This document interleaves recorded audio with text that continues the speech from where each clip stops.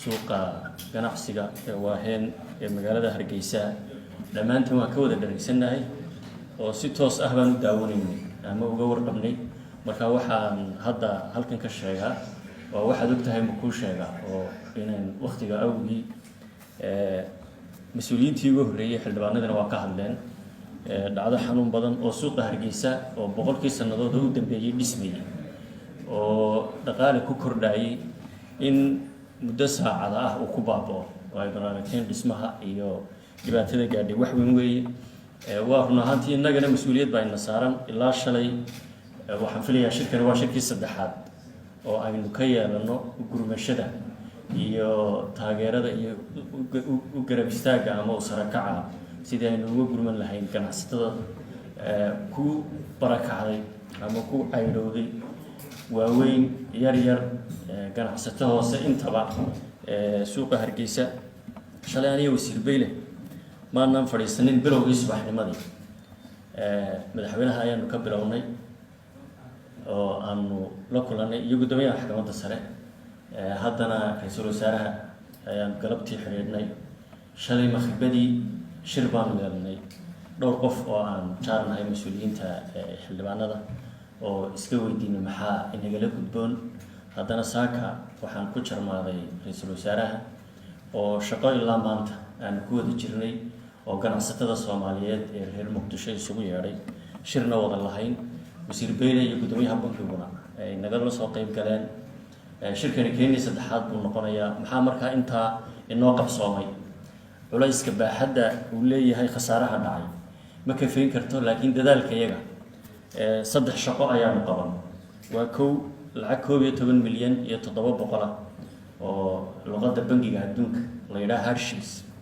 ayaa loogu talagalay iyo arrimaha in lagu kabo waa lacagta loo sii deyn doono sida wasiir Beyle baa hadda yiri baritaba loo shubi doono akoonnada kala duwan guddida gurmadka suuqa waaheen taas baana khaas loogu talagalay ganacsatadii aanu maanta la shaqeynay 2 milyan oo dollar ayay ku baaqeen oo si dhaqso ah ay u bixin doonaan dawladuna federaalkuna 1 milyan oo dollar waxay isku noqonaysaa lacag 15 milyan oo dollar ah ayaa insha Allah ugu yaraan 2 milyan iyo 12 milyan iyo 700 oo inta dawladda bari laga bilaabo ay gaaraysa 2 milyan kale ganacsatada ayaa toos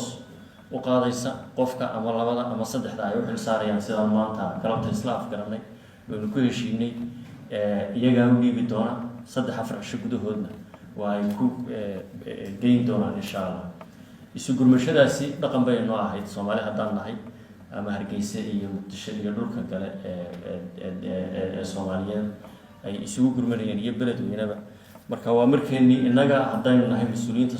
Soomaaliland ka soo jeeda wixii fikriga abaabul iyo u gurmashaha ee aan ku biirin karno maadaama mas'uuliyiin dawladeed aynu nahay waanu dad bixiyaasha ku tala jirnaa inaan la shirno waxa kale oo ku tala jirnaa qolyaha ay yiraahdaan nin traditional luqadda la yiraahdo saaxiibadeena mar walba qarbeed iyo dawladaha kaleba inaan iyagana gaarsiino baaqeen in suuqa weyn ee waaheen uu dhismaa intaas sidii uu ahaana ku soo noqdaa ganacsatadina cawilaq ay helaan intaas kuma koobna laakiin waa hordhicii dadaalkii shalay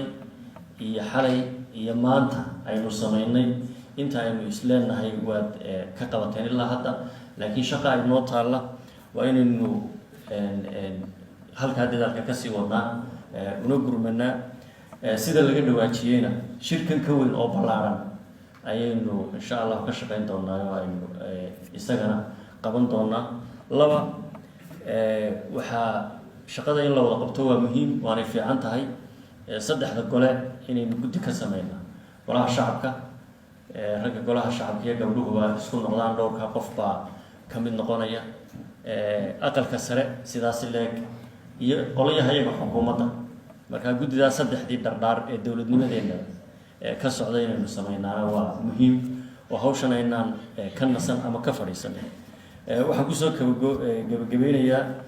xildhibaan Samson baan ku waafaqsanahay oo Hargeysa ay hadhicin hadheeliin waligaa dhisno Soomaa marka ma hadsantihiin afur wanaagsan. Wassalaamu calaykum waraxmatullaahi wabarakaatuh.